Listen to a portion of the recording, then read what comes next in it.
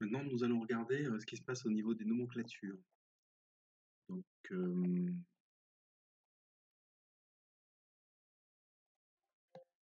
je regarde, j'ai affecté, alors c'est n'importe quoi, hein, j'ai affecté quelques jours comme ça, c'est juste pour voir ce qui se passe. Donc, j'ai pris un élément, pardon, et je l'ai mis, la rotation n'est pas du tout crédible, c'est juste pour pour voir ce qui se passe au niveau des nomenclatures. Si je regarde les nomenclatures, soit vous mettez à jour avec le nouveau gabarit, mais vous aurez peut-être des petits bugs, c'est nouveau et j'ai pas eu le temps de vraiment tout tester. Dans l'optimisation de journée, par exemple, ici, il ne s'affiche rien. Pourquoi? Parce que dans mon filtre, ça se fait par rapport à un niveau de base égal niveau 4. Et j'ai pas le bâtiment ici. Donc même si je dis par exemple que ma rotation se passe bien au niveau 2, je valide, j'ai mes jours, mais j'ai 415 mètres de voile. Ça, c'est sur le bâtiment A, mais ça, c'est sur le bâtiment B et C. Et dans mes champs, si je regarde ce qu'il y a comme champ, j'ai pas mes niveaux de bâtiment. Donc, ce qu'il faut que je fasse, c'est que j'aille chercher bâtiment et niveau, je les affecte. Vous, ce sera peut-être déjà fait hein, si vous mettez à jour votre gabarit. Mais je les affecte. Et ensuite, je vais dans filtre, je vais valider pour voir ce qui se passe. Dans filtre, au lieu de sélectionner niveau ici, je vais pouvoir mettre bâtiment égal à bâtiment A. J'ai laissé des mauvais termes hein, ici, c'est vraiment juste pour l'exemple. Euh, les niveaux affectation égal, je vais mettre plancher au niveau 2, parce que je vais sortir mes feuilles ici pour le niveau 2. Je ne peux pas y aller, mais c'est niveau 2. Et là, si je fais ça, tac, il me met mes 4 jours et il me dit qu'il y a 40 mètres qui ne sont pas affectés. Les 40 mètres non affectés sont ceux qui restent au côté. Donc là, ça marche. Donc on peut bien préparer notre rotation, affecter les jours et avoir ce petit menu ici qui se met à jour. Mais juste avant, bien sûr, il faut le paramétrer. Vous mettez là, vous faites votre rotation et vous débrouillez pour avoir un quantitatif régulier ici. Ça, vous pouvez les masquer.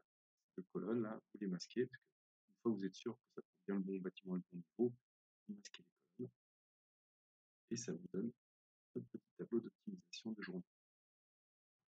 Ensuite, ça je laisse tomber. Optimisation de train de banche.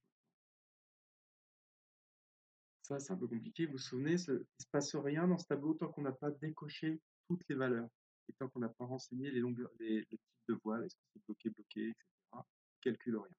Donc là, déjà en filtre, il faut lui dire pareil, champ, j'ai pas les bons critères. Il faut aller dans le gabarit ici, gabarit de cycle, et il faut rentrer le métrer. C'est tout bête, hein. Si vous prenez le bon gabarit, vous faites actualiser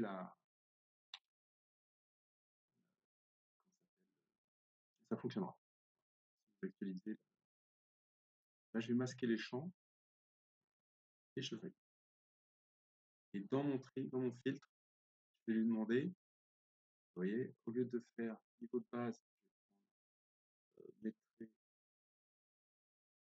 niveau et je vais lui dire égal à plancher au niveau 2 et je vais prendre juste le bâtiment A.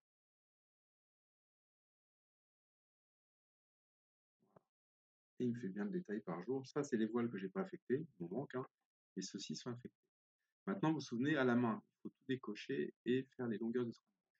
Un moyen simple, là, c'est là que ça va être utile. Regardez ce qui va se passer. Si j'utilise Dynamo,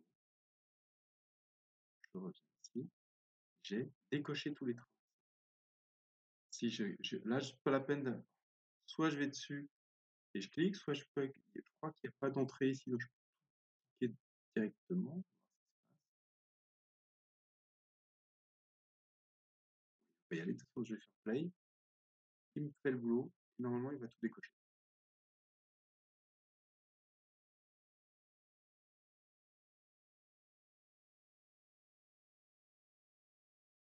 Donc, moi, c'est un peu long, je ne sais pas pourquoi. Oui, parce qu'en fait, il décoche tous les trains, mais de tous les jours et de toute la maquette. Donc, ça prend du temps. Il ne fait pas que le bâtiment A, plancher au niveau 2. Moi, je vais le mettre en pause. Voilà, vous voyez, il m'a tout décoché. Et du coup, là, ça fonctionne. Euh, Ça me calcule des restes, mais par contre, on voit que j'ai pas la longueur du train hein, qui s'affiche ici. On voit ce qui se passe juste avant. Il manque l'angle 1 et l'angle 2. Donc, dans mon gabarit, je vais décocher la mise en forme.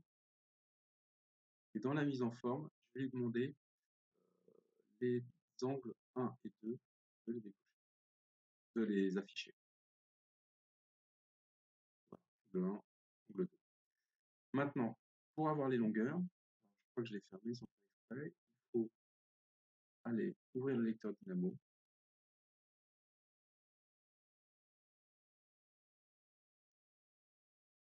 Et dans le lecteur Dynamo, 5 cycles, et bien là, je vais, vous voyez, c'est dangereux hein, de tout décocher, parce que si vous avez commencé à bosser, affecter l'angle, etc., quand vous décochez tout, décochez tout. Alors il y a d'autres scripts qui permettent de décocher uniquement après B, uniquement après C, uniquement après D. Vous vous souvenez, ce tableau-là, on le remplit de la gauche vers la droite, on en fait chaque jour. Notre angle, on l'affecte 2 fois ici, 2 fois ici, 2 fois ici. Le train, on l'affecte jour 1, jour 2, jour 3, jour 4, une fois, pour être sûr de l'utiliser chaque jour. Si on va un peu plus loin, affecter toutes les longueurs des trains, ça veut dire quoi? Si je clique là-dessus, eh bien, normalement, il va prendre le paramètre global du train et il va le rentrer dans chaque voie d'éléments. Ça fonctionne.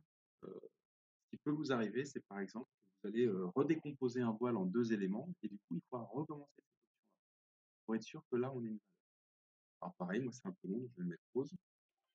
Et voilà, mon script, c'est fini et on voit que toutes les longueurs sont mises. Donc maintenant, quand je coche, par exemple, si je coche sur le train, si je le coche ici, hop, on voit que le calcul se met à jour et que c'est passé de 9 mètres à 9 mètres moins 4,80, qui correspond à 7,60.